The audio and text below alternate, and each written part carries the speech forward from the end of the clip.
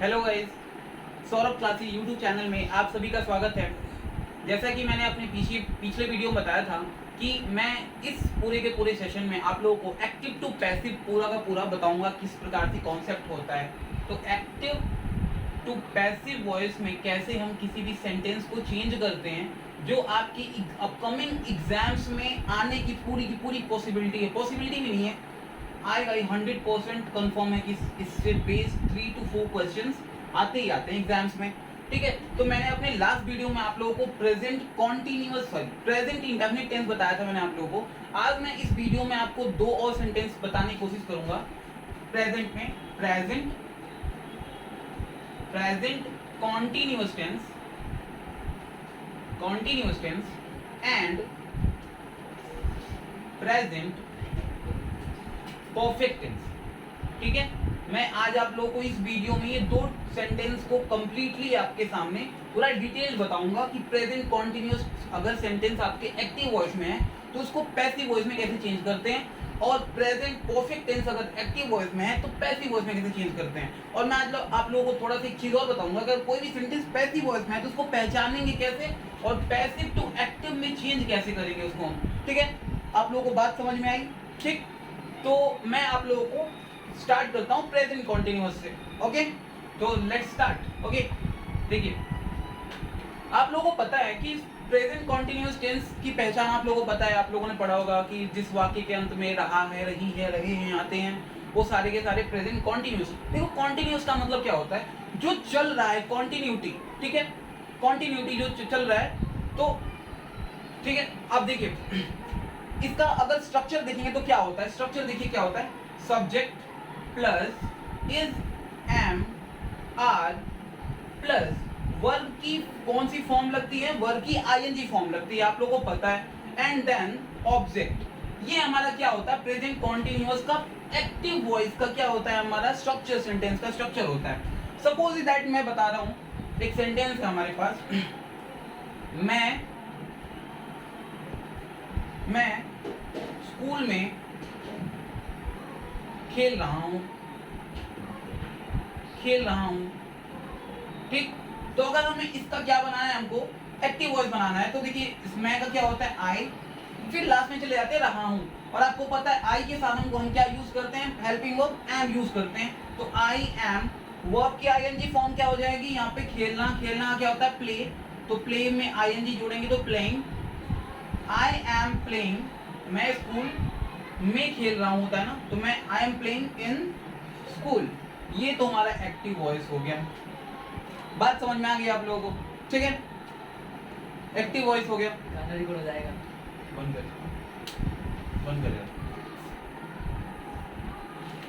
Hello guys, तो देखिए I am playing in school, ये हमारा एक्टिव वॉइस है और ये बहुत ही आसान से तरीके से आप बना सकते हैं। अगर आप किसी को बनाने का सेंटेंस एक्टिव वॉइस में नहीं आता है तो मैं आपको एक सिंपल सा तरीका बताता हूँ। आप सब्जेक्ट फाइंड आउट करिए और देखिए मेनली हर केसेस में जो फर्स्ट शब्द होते हैं ना किसी भी सेंटेंस के, वो सब्जेक्ट होता ही होता है। ठीक है, अगर हम सेंटेंस बनाते हैं तो स्पीकिंग में अलग डिफरेंट लेवल होता है। ठीक है, तो मैं हो गया, आपने मैं की आई लिख दी और फिर पीछे चले जाते हैं, बैक सेंटेंस के बैक में चले रहा हूँ, इसका मतलब क्या है, कॉन्टिन्यूअस टेंस है। और इसके लिए हम हेल्पिंग वर्ब सब्जेक्ट के अकॉर्डिंग यूज करते हैं, तो आई के साथ हमने क्या यूज कर दिया, एम यूज कर दिया। फिर हम रहा हूँ हो गया, फिर खेल का क्या होता है, खेल मैं play, I am playing in school. ठीक है, अब बात क्या आती है कि अगर आप लोग अगर इसका पैसिव वॉइस बनाते हैं तो आप लोग ध्यान दीजिएगा, मैं आप लोगों को पैसिव वॉइस का पूरा फॉर्मेट बताता हूं पहले, फिर इसके बाद मैं आपको समझाऊंगा कि क्या पैसिव वॉइस होता है। इसको मैं डाल देता हूं, मैं आप लोग नोट डाउन करते रहिएगा। ठीक है, पहली बात, अगर हम पैसिव वॉइस का स्ट्रक्चर देखें, पैसिव वॉइस का, ठीक है, पैसिव वॉइस का स्ट्रक्चर देखते हैं तो क्या होता है। देखिए एक बात ध्यान रखिएगा, मैंने आप लोगों को पिछले वीडियो में बताया है कि जो एक्टिव वॉइस का ऑब्जेक्ट होता है वो पैसिव वॉइस में क्या बन जाता है, सब्जेक्ट बन जाता है। तो यहाँ पे हम ऑब्जेक्ट लिखेंगे, ऑब्जेक्ट प्लस इसका हेल्पिंग वर्ब, ध्यान दीजिएगा। तो हेल्पिंग वर्ब मैं बता देता हूँ आप लोगों को क्या होता है, इज होता है, एम भी होता है, आर भी होता है, ये तो होता ही है। इसके साथ एक और चीज यूज होती है, उसको हम कहते हैं बीइंग। क्या यूज होता है, बीइंग। और प्लस वर्ब में आप लोगों को मैंने पिछले वीडियो में बताया कि वर्ब की हमेशा थर्ड फॉर्म यूज होती है किसी भी पैसिव वॉइस सेंटेंस में। पैसिव वॉइस सेंटेंस में आप किसी भी सेंटेंस को बना, किसी भी टेंस को बना रहे हो तो वहां पे वर्ब की थर्ड फॉर्म ही यूज होती है, इसके अलावा कुछ भी यूज नहीं होता। Got it? इसके बाद जो हमारा ये सब्जेक्ट हो जाता है, ये यहाँ पे वर्ब के बाद आ जाता है, और यह जो सब्जेक्ट होता है ना, यहाँ पे हम सब्जेक्टिव केस में नहीं लिखते, ऑब्जेक्टिव केस में लिखते हैं। मैं आपको दो चीजें बताता हूँ, सब्जेक्टिव केस क्या होता है, ऑब्जेक्टिव केस क्या होता है। सब्जेक्टिव केस मीन्स क्या होता है, जब वो सब्जेक्ट से स्टार्ट हो रहा होता है। जैसे कि मान लीजिए मैं अगर सब्जेक्ट हूं तो यहाँ पे सब्जेक्टिव केस आई होगा। अगर मैं ऑब्जेक्ट की तरह यूज हो रहा हूं तो वहां पे ऑब्जेक्टिव केस मेरा मी होता है। आप लोगों ने पढ़ा होगा, ठीक है? तो मैं आप लोगों को बता दूंगा कि कौन कौन सा सब्जेक्टिव केस, किसका ऑब्जेक्टिव केस क्या क्या होता है, ठीक है? तो ये बात हो गई हमारी पूरी की पूरी। अब जैसे मान लीजिए मैं एक सेंटेंस लिखता हूं आपको, मैं पत्र लिख रहा हूं, ठीक है? तो ये सेंटेंस मैंने क्या बना दिया, एक्टिव वॉइस है मेरा, मैं पत्र लिख रहा हूं, ये मेरा। अब मैं इसको बनाता हूं पहले एक्टिव वॉइस में, आई के साथ एम यूज होगा। लिखना का इंग्लिश होता है राइट, तो राइट होता है। और अगर आपको आईएनजी फॉर्म यूज करनी है तो यहाँ पे राइटिंग हो जाता है, राइटिंग। पत्र लिख रहा है मतलब मैं एक ही तो पत्र लिखूंगा ना, अ लेटर। हमारा क्या बन गया ये एक्टिव वॉइस में, I am writing a letter. तो I am writing a letter, ये हमारा हो गया मैं पत्र लिख रहा हूं, और ये हमारा क्या हो गया एक्टिव वॉइस में, I am writing a letter. अगर मुझे इसको कन्वर्ट करना है किसमें कन्वर्ट करना है, पैसिव वॉइस में, क्योंकि हम एक्टिव टू पैसिव कन्वर्टेशन पढ़ रहे हैं। तो कन्वर्ट कैसे करेंगे, आप लोगों को बताया है मैंने कि जो सब्जेक्ट होता है हमारा, सॉरी जो हमारा एक्टिव वॉइस में जो हमारा ऑब्जेक्ट होता है, और लेटर हमारा ऑब्जेक्ट है, तो ये हमारा पैसिव वॉइस में क्या बन जाता है, सब्जेक्ट बन जाता है। तो हम इसको सब्जेक्ट बनाते हैं, देखिए अ लेटर। अब देखिए ऑल लेटर मतलब एक लेटर, तो एक के साथ क्या यूज होता है, हमारा हेल्पिंग वर्ब इज यूज होता है, तो हमने इज यूज कर दिया। और मैंने बताया कि इसके बाद आप लोग इज या इज यूज करो, एम यूज करो, आर यूज करो, इसके साथ आपको क्या यूज करना पड़ता है, बीइंग यूज करना पड़ता है। तो being a letter is being. फिर वर्ब पे आते हैं, वर्ब हमारा क्या है, राइटिंग। और वर्ब आपको पता है कि वर्ब की हमेशा थर्ड फॉर्म यूज होती है किसी भी पैसिव वॉइस सेंटेंस में। तो राइट का थर्ड फॉर्म क्या हो जाता है, रिटन। क्या हो जाता है, रिटन। उसके बाद मैंने आपको एक चीज और बता देता हूँ मैं आप लोगों को, यहाँ पे मैं बाई मिस्टेक में भूल गया। इसके बाद वर्ब के बाद बाई यूज करते हैं, उसके बाद हम सब्जेक्ट यूज करते हैं। तो यहाँ पे रिटन के बाद हमने बाई यूज कर दिया, उसके बाद बाय के बाद हम क्या यूज करेंगे, सब्जेक्ट। तो सब्जेक्ट हमारा आई है, और मुझे इसको ऑब्जेक्टिव केस में यूज करना है, तो आई का ऑब्जेक्टिव केस क्या होता है, मी। अब मैं इसको थोड़ा सा मैं आपको हिंदी बताता हूँ। देखिए ये क्या है, I am writing a letter, मैं पत्र लिख रहा हूँ, और इसका मतलब क्या है, a letter is being written by me, एक पत्र मेरे द्वारा लिखा जा रहा है। मेरे द्वारा एक पत्र लिखा जा रहा है, गया नहीं है, जा रहा है, तो मेरे द्वारा। तो आप लोगों को मैंने बताया कि अगर आप किसी भी सेंटेंस को एक्टिव टू पैसिव में चेंज करते हो तो आप लोगों को क्या करना पड़ेगा, सब्जेक्ट को ऑब्जेक्ट बनाना पड़ेगा और ऑब्जेक्ट को सब्जेक्ट बनाना पड़ेगा। और हेल्पिंग वर्ब आपको याद होनी चाहिए, is, am, are plus being. Verb की हमेशा आपको थर्ड फॉर्म यूज करनी है, फिर आपको बाय यूज करना है, और उसके बाद आपको क्या यूज करना है, सब्जेक्ट यूज करना है। और जो सब्जेक्ट होता है ना बच्चों, वो क्या होता है, जब हम पैसिव वॉइस में यूज करते हैं तो सब्जेक्ट हमारा ऑब्जेक्टिव केस में यूज होता है, क्योंकि वो ऑब्जेक्ट बन जाता है। बात समझ में आ गया आप लोगों को? तो देखिए, a letter is being written by मी।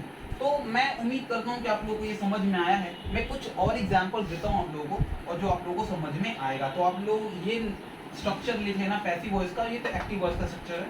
मैं यहाँ पे लिख देता हूँ एक्टिव वॉइस, ठीक है, एक्टिव, ठीक है, और ये पैसिव वॉइस है। समझ में आ गई बात? तो मैं इसको इरेज करता हूँ, आप लोग अपने नोटबुक पे राइट डाउन कर सकते हो इस चीज को, ठीक है। आगे देखते हैं।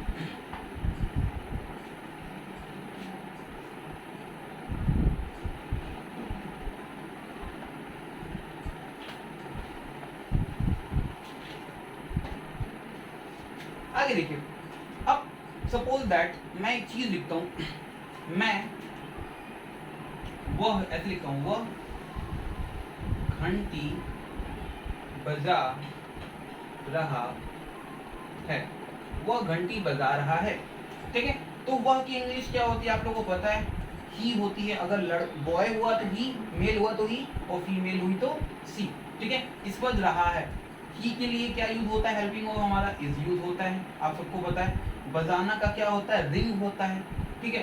तो रिंग का आईएनजी फॉर्म लगेगा तो क्या हो जाएगा, रिंगिंग द बेल। बात समझ में आ गई आप लोगों को, he is ringing the bell, okay. वह घंटी बजा रहा है। अगर मुझे इसका क्या बनाना है, आपको पैसिव वॉइस बनाना है। अगर पैसिव वॉइस बनाओ तो क्या होगा, बहुत आसान सा तरीका, आप लोग ऑब्जेक्ट को सब्जेक्ट बनाओ, मतलब पीछे वाले वाह ले, ठीक है। तो मैं आगे ले आता हूँ, द बेल। अब एक बात बताइए आप लोग, जो बेल है आपका, वो बेल क्या है, सिंगुलर है, प्लूरल है, क्या सिंगुलर है। तो सिंगुलर के साथ क्या यूज होता है, इज यूज होता है। तो आप लोग यहाँ पे इज यूज करोगे। और मोस्ट इंपॉर्टेंट थिंग क्या होता है कि इसके बाद आप लोग को एक और चीज यूज करना पड़ता है, आप लोग भूलना मत पैसिव वॉइस में, इसके साथ हम बीइंग भी यूज करते हैं। या तो इज हो, या तो एम हो, या तो आर, आपको बीइंग यूज करना पड़ेगा in when you talk about passive voice. बात समझ में, ठीक है। तो इज बीइंग, उसके बाद रिंगिंग, ये वर्ब है हमारा, इसके बाद वर्ब लिखेंगे हम। तो वर्ब रिंगिंग का थर्ड फॉर्म क्या होता है, रिंग का थर्ड फॉर्म रिंग, रैंग, रंग।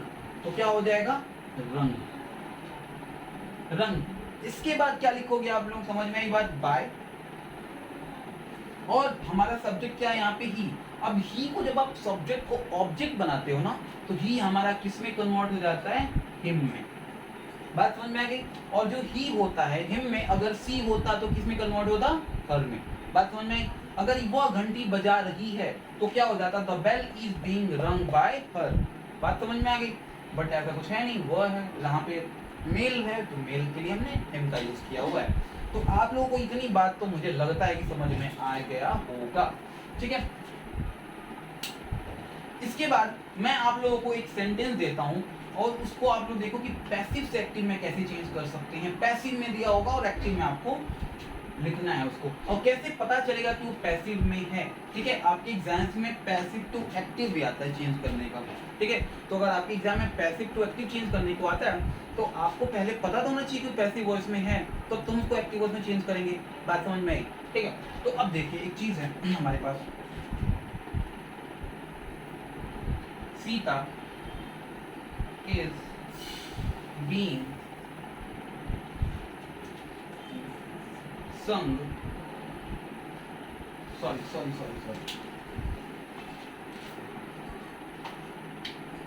a song is being sung by Sita, ठीक है। तो सीता मत लिखिए, यहाँ पे लिख दीजिए हर, ठीक है। अब देखिए पहली बात क्या है, आप लोगों ने अभी पढ़ा है इज बीइंग, तो आपको पता चल गया कि ये पैसिव वॉइस में है। बट पैसिव वॉइस में किसी चीज को पहचानने का ये तरीका नहीं है। आप लोगों को मैं बता देता हूँ, पैसिव वॉइस में किसी चीज को पहचानने का ये तरीका नहीं है।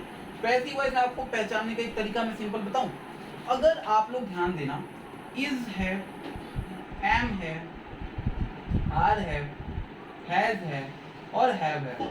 आप लोगों को पता है हैज और हैव के साथ तो वर्ब की थर्ड फॉर्म यूज होती है, बट इनके साथ वर्ब की थर्ड फॉर्म हमारी कभी यूज ही नहीं होती। तो अगर इस एम आर के साथ वर्ब की कभी भी थर्ड फॉर्म आए आपके सामने, तो आप लोग क्या समझ जाओगे कि वह कौन सा सेंटेंस है, पैसिव वॉइस में है। अगर हैज और हैव के साथ वर्ब की थर्ड फॉर्म आ रही है तो भी आप लोग समझ जाओगे एक्टिव वॉइस में है। लेकिन अगर हैज और, मैं आगे बताऊंगा इस चीज को, तो आप लोग पहले इतना ही देख लो, ठीक। तो इज एम आर के साथ अगर वर्ब की थर्ड फॉर्म आ रही है तो पैसिव वॉइस में है, ठीक है।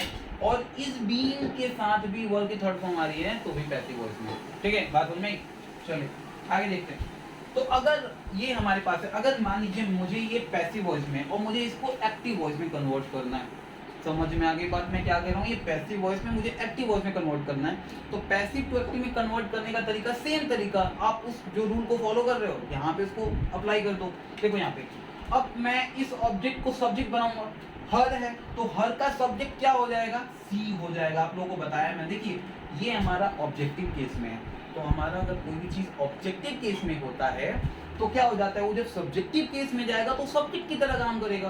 तो हर हमारा सब्जेक्ट बन रहा है, तो सब्जेक्ट बन रहा है तो वहां पे किस चीज तरह काम कर रहा है, सी की तरह, और सी यहाँ पे क्या है, सब्जेक्ट है। अब सी के साथ आप क्या यूज करोगे, इज यूज करोगे, आपको पता चल गया। और बीइंग खत्म हो जाएगा, क्यों? क्योंकि ये क्या है, पैसिव वॉइस में सेंटेंस है। तो हमको एक्टिव में बनाना है, तो एक्टिव में हमारा बीइंग होता ही नहीं है, आपको पता ही है। इज एम आर वर्ब की आईएनजी फॉर्म होती है। अब यहाँ पे देखिए, यहाँ पे वर्ब है, वर्ब की आईएनजी फॉर्म होती है और ये थर्ड फॉर्म है, तो इसका फर्स्ट फॉर्म पहले पता करना है हमको। संग हमारा थर्ड फॉर्म है, third form, sing first form होता है। तो हम क्या लिखेंगे, she is singing, she is singing, ठीक है। बाय हट जाता है क्योंकि बाय हमारा बस पैसिव वॉइस में यूज होता है, ठीक है, तो बाय नहीं होगा। ये खत्म, देखिए ये भी खत्म, ये पूरा का पूरा खत्म। हमारा बचा क्या है, और सॉन्ग, तो हमारा क्या हो जाएगा, अब यहाँ पे ये हमारा ये यहाँ पे क्या यूज हो, किस चीज में यूज होगा, और सॉन्ग हमारा क्या हो जाएगा यहाँ पे, ये सब क्या हो जाएगा हमारे पे, ऑब्जेक्ट हो जाएगा। तो आप लोगों को समझ में आया किस तरीके से हम किसी भी सेंटेंस को एक्टिव टू पैसिव और पैसिव टू एक्टिव कैसे पहचान के और कैसे सॉल्व कर सकते हैं। मैं उम्मीद करता हूँ कि आप लोग प्रेजेंट कॉन्टिन्यूअस आप लोग समझ गए होंगे, ठीक है। मैं इतना उम्मीद तो कर सकता हूँ कि आप लोग क्या क्या समझ सकते हो। प्रेजेंट कॉन्टिन्यूअस टेंस को अगर आप एक्टिव टू पैसिव चेंज कैसे कर सकते हैं, अगर आपके सामने अगर पैसिव में दिया हुआ हो तो आप उसको एक्टिव में कैसे चेंज कर सकते हैं। और मैं आपको गारंटी करता हूँ, गारंटी देता हूँ कि 3 to 4 क्वेश्चन इस पे आते हैं। अगर आपको थोड़ा सा लॉजिक पता है ना, तो आप ना इस टाइप के क्वेश्चन को आप 15 सेकेंड्स में करने का मादा रखते हैं, 15 सेकेंड्स में। बट आपको रूल फॉलो होने चाहिए, पता होने चाहिए आप कैसे रूल को अप्लाई करते हो क्वेश्चन पे, ये इज वेरी इंपॉर्टेंट, ठीक है। So now we can turn on to another sentence, okay. समझ में आ गई बात? आप लोग राइट डाउन कर सकते हो, अगर ये जो भी आपको सामने दिख रहा है उसको आप राइट डाउन करके आप क्या कर सकते हो, अपने नोटबुक में लिख सकते हो, ठीक है। सो आगे बढ़ते हैं। अब देखिए, मुझे प्रेजेंट कॉन्टिन्यूअस तो खत्म हो गया हमारे पास, प्रेजेंट परफेक्ट टेंस, ठीक, प्रेजेंट परफेक्ट टेंस। तो देखिए प्रेजेंट परफेक्ट टेंस होता क्या है। पहली बात देखिए, परफेक्ट का मतलब होता है जो पूरा का पूरा कंप्लीट हो चुका हो, है ना। प्रेजेंट का मतलब आपको पता है जो अभी चल रहा है, वर्तमान, जो वर्तमान में जो अभी जो पूरा का पूरा कंप्लीट हो चुका है उसको हम क्या कहते हैं, प्रेजेंट परफेक्ट टेंस कहते हैं। परफेक्ट का मतलब जो पूरा कंप्लीट हो चुका हो, फिनिश हो चुका हो, फिनिश लाइन पे। Got it? बात समझ में आई आप लोगों को? ठीक है। तो पहली बात हमको इसका स्ट्रक्चर जानना पड़ेगा ना कि प्रेजेंट परफेक्ट का स्ट्रक्चर क्या होता है एक्टिव में। तो पहले एक्टिव में लिख लेते हैं, ठीक है। देखिए पहले क्या होता है, सब्जेक्ट होता है, और आप लोगों को पता है इसका वर्ब का इसका हेल्पिंग वर्ब क्या होता है, आप लोगों को पता ही होगा, हैज होता है और हैव भी होता है, सबको पता है। इसके बाद वर्ब आती है, हेल्पिंग वर्ब के बाद वर्ब आएगी। और देखिए वर्ब का इसमें कौन सा फॉर्म यूज होता है, थर्ड फॉर्म ही यूज होता है। तो आप लोग के लिए एक चीज और आसानी हो जाती है कि पैसिव में भी थर्ड फॉर्म यूज होता है, ये भी थर्ड फॉर्म यूज हो जाता है, तो फिर हमको थर्ड फॉर्म की जरूरत ही नहीं है इसमें, तो है ना। तो बहुत आसानी की बात है, आप लोग समझो, थोड़ा सा मजा आएगा, पढ़ने में बहुत मजा आएगा, ठीक है। प्लस वर्ब की थर्ड फॉर्म यूज हो जाएगी। इसके बाद हम क्या यूज करेंगे, इसके बाद हम क्या यूज करेंगे, बाय यूज करेंगे, सॉरी। उसके बाद हमारा क्या आ जाता है, ऑब्जेक्ट आ जाता है, ठीक, हमारा ऑब्जेक्ट आ जाता है।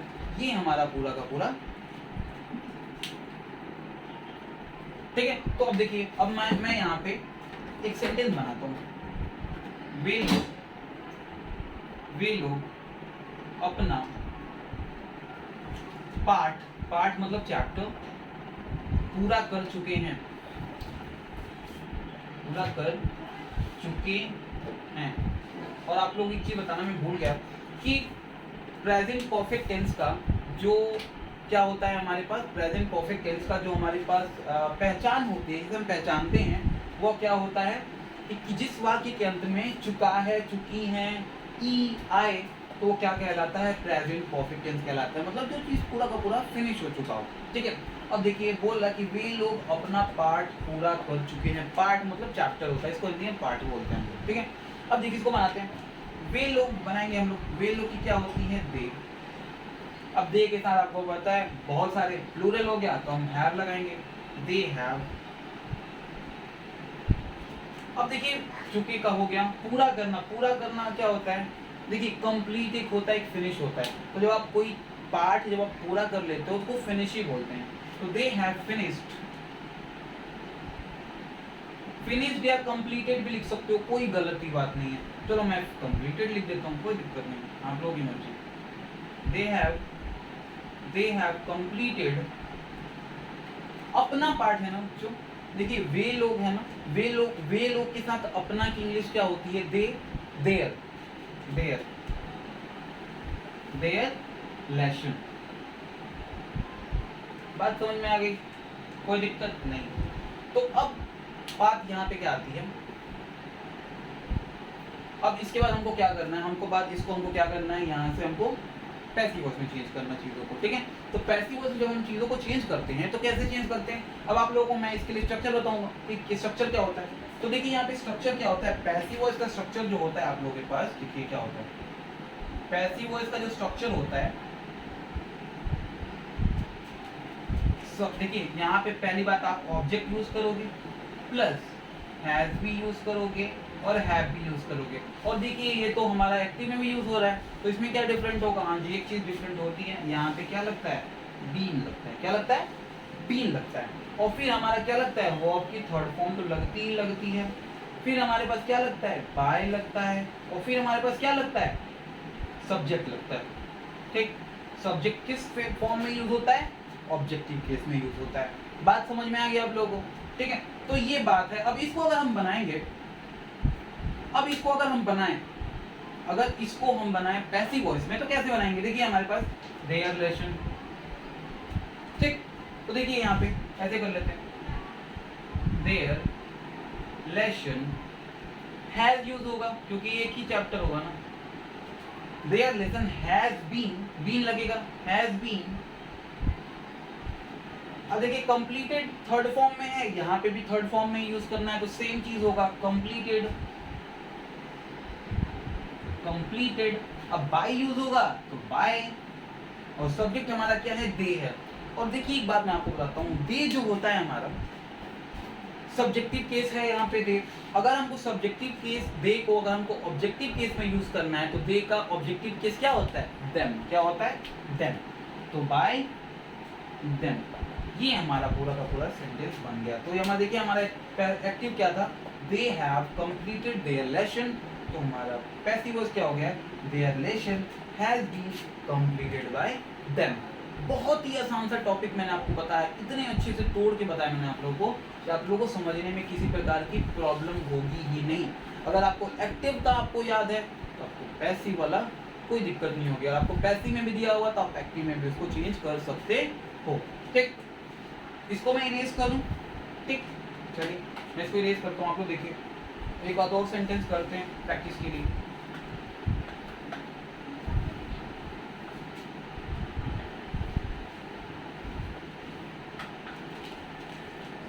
ठीक, देखिए यहाँ पे एक सेंटेंस मैं आप लोगों के लिए और लिखता हूँ। देखिए क्या होता है, अगर मैं वही वाला हम लोग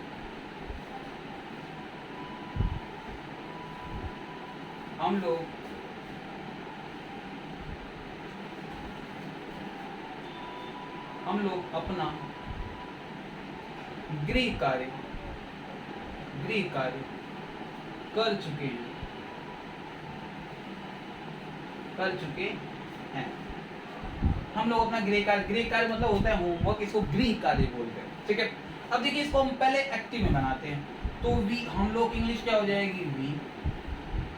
वी के साथ हम क्या यूज करेंगे? हैव। आप लोगों को पता है वी के साथ हैव। एक्टिव बना रहे हैं, करना की इंग्लिश क्या होती है? डू। तो थर्ड फॉर्म क्या हो जाएगी? Do, did, done. तो वी हैव डन। अपना गृह कार्य है ना यहाँ पे, तो अपना देखिए हम लोग हैं तो हम लोग के लिए अपना की इंग्लिश क्या होती है? वी की अपना की इंग्लिश क्या होगी? पॉसेसिव केस होता है, इसको पॉसेसिव केस भी बोलते हैं। वी की होती है आवर, OUR, आर बोलते हैं इसको। मतलब we have done our homework, we have done our homework. तो we have done our homework. तो आप लोग बात सुन, हम लोग अपना गृह कार्य कर चुके हैं। अगर हम इसको क्या करना है, अगर हम इसको पैसिव वॉइस में चेंज करते हैं, किस वॉइस में चेंज करेंगे हम लोग? पैसिव वॉइस में। तो आप लोग बात बताओ, मेरे को बताओ, पूछो, कर सकते हो आप लोग बता सकते हो मेरे को?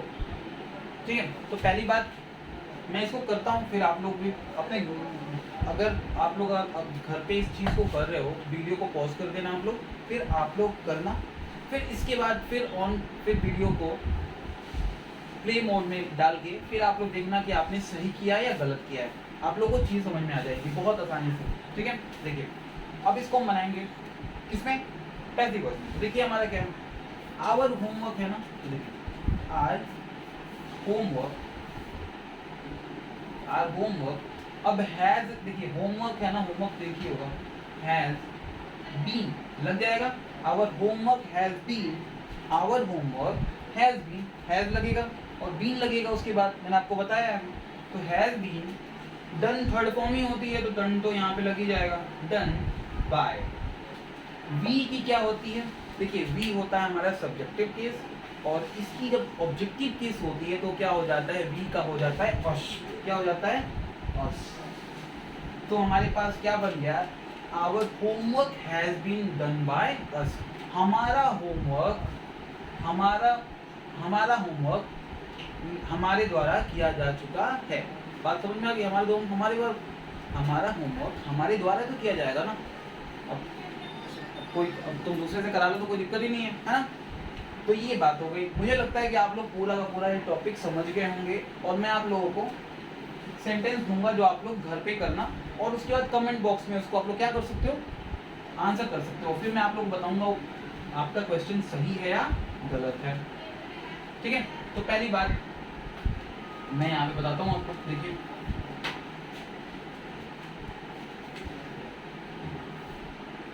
मैं आपको देता हूँ, मैं अपना पत्र लिख चुका हूँ, मैं अपना पत्र लिख चुका हूँ।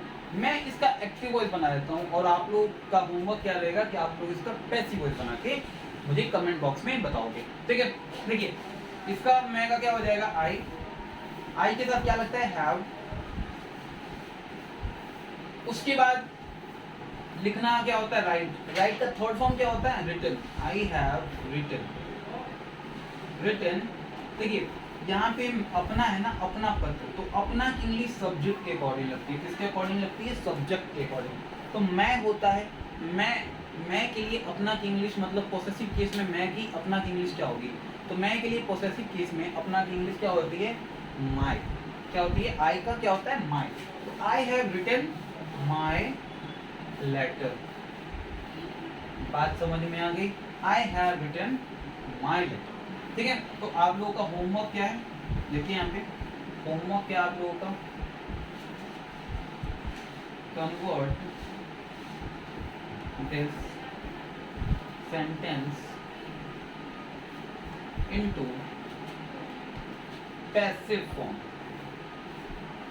Okay, passive form. तो आप लोग इसको किस में चेंज कर सकते हो, पैसिव फॉर्म में। कैसे चेंज करोगे, आप लोग मेरे को ये चीज बताओगे। तो बस उसके बाद आप लोगों को पता है, एक चीज मैं आप लोगों को और बता देता हूँ, ये आप लोग लिख लेना, और फिर मैं उसके बाद आप लोगों को बताऊंगा। उम्मीद करता हूँ कि आप लोग लिख लिए होंगे। मैं इसको इरेज करता हूँ, आप लोग वीडियो पॉज करके और इसको लिख सकते हो। ठीक है, आगे बढ़ते हैं। देखिए आप लोगों को पता है कि जो प्रेजेंट टेंस होता है, इसमें 4 टेंसेस होते हैं ना, आप लोगों को पता है। देखिए 4 टेंस होता है। प्रेजेंट, देखिए यहाँ पे प्रेजेंट इंडेफिनिट होता है, आपको पता है। प्रेजेंट इंडेफिनिट टेंस होता है। उसके बाद होता है प्रेजेंट कॉन्टिन्यूअस होता है, प्रेजेंट कॉन्टिन्यूअस टेंस होता है। उसके बाद प्रेजेंट परफेक्ट होता है, प्रेजेंट परफेक्ट टेंस होता है। इसके बाद हमारे पास क्या आता है, 4th number present perfect continuous tense होता है, कॉन्टिन्यूअस टेंस होता है हमारे पास। तो एक बात मैं आपको बताऊं, मैंने आप लोगों को प्रेजेंट इंडेफिनिट टेंस पढ़ा दिया है और पहले वीडियो में, इसके पहले वीडियो में। इसके बाद मैंने आज आप लोगों को प्रेजेंट कॉन्टिन्यूअस और प्रेजेंट परफेक्ट भी बता दिया। और आप लोगों को जानकारी के लिए एक चीज़ बताऊं कि प्रेजेंट परफेक्ट कॉन्टिन्यूअस का पैसिव वॉइस कन्वर्टेशन नहीं होता है, मतलब इसका पैसिव वॉइस फॉर्म चेंज नहीं होता। Do not change into passive form. Okay, तो आप इसको पैसिव फॉर्म में चेंज नहीं कर सकते हो, ना ही आप देखिए बहुत लोग कहते हैं कि मैं चेंज कर सकता हूँ, कर देता हूँ, मैं भी बता दूंगा, लेकिन इसका कोई फायदा नहीं है। कर तो सकते हैं लेकिन इसका कोई फायदा नहीं, आपके एग्जाम के पॉइंट ऑफ व्यू से है ही नहीं, और ना ही किसी एग्जाम में आपको प्रेजेंट परफेक्ट कॉन्टिन्यूअस टेंस का पैसिव फॉर्म पूछता है। ये अलग अलग लोगों की अपनी अपनी विचारधाराएं हैं कि जो कहते हैं कि मैं चेंज कर दूँ, मैं भी चेंज कर दूंगा, लेकिन कोई इसका फायदा है नहीं। ठीक है, तो आप लोग समझ गए हो। तो इसका मतलब आपका प्रेजेंट टेंस तो क्या हो गया, कंप्लीटेड हो गया। प्रेजेंट टेंस आपका क्या हो गया, कंप्लीटेड हो गया। अब नेक्स्ट वीडियो में पास्ट टेंस के बारे में बताऊंगा और उसके नेक्स्ट वीडियो में फ्यूचर टेंस के बारे में बताऊंगा। तो आप लोग की मेरी 4-5 वीडियो से आप लोग पूरे के पूरे एक्टिव टू पैसिव और पैसिव टू एक्टिव कैसे हम चीज़ों को कन्वर्ट करते हैं, आप लोग को आसानी से पूरी की पूरी समझ में आ जाएंगी चीज़ें। ठीक है, सो इसी के साथ आप लोगों से मैं कुछ बातें भी करना चाहता हूँ।